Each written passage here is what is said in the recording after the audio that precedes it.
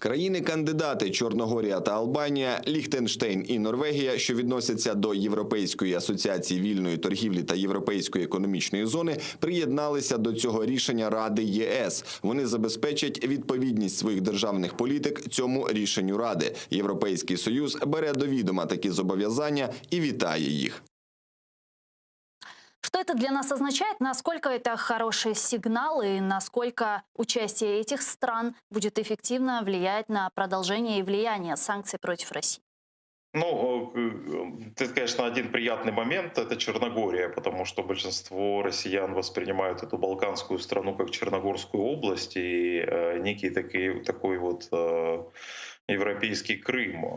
И то, что Черногория вот уходит от России и демонстрирует вот полную приверженность вступлению в Евросоюз, не может не радовать. В остальном позиция этих стран, ну, в реальном мире не изменится ничего, так же, как вот мы присоединяемся к санкциям европейских держав против Беларуси, это же не меняет, в принципе, глобально ничего. Просто мы таким образом показали, что мы вот верны европейской семье. Также и эти страны, которые являются только кандидатами на членство в Европейском Союзе, не являются его членами на сегодняшний день, продемонстрировали такую вот верность европейской семье. И для Европы это хороший знак, знак того, что России не удается расколоть, вбить вот еще новые клинья раскола в единую европейскую семью. И особенно обрадовало, конечно, Черногорию. Ну а если говорить об экономическом аспекте, насколько ныне существующие санкции против России в экономическом плане эффективны?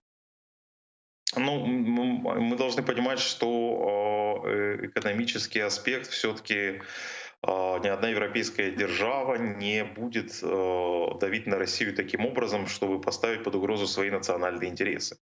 В данном случае это энергетическая зависимость, поскольку Европа остается энергетически зависимой от России и очень сильно энергетически зависимой. Конечно, ни одно европейское правительство никогда не поставит под угрозу вот поставки российского газа, потому что ни одно европейское правительство не хочет довести своих граждан до ситуации, когда у них не будет газа.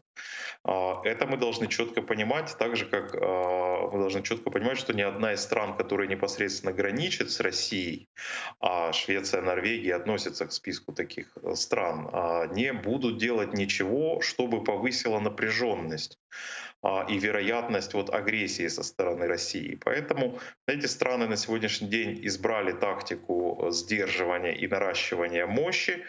Швеция, так же как и Норвегия, решили значительно увеличить свои затраты на национальную оборону именно в свете российской угрозы.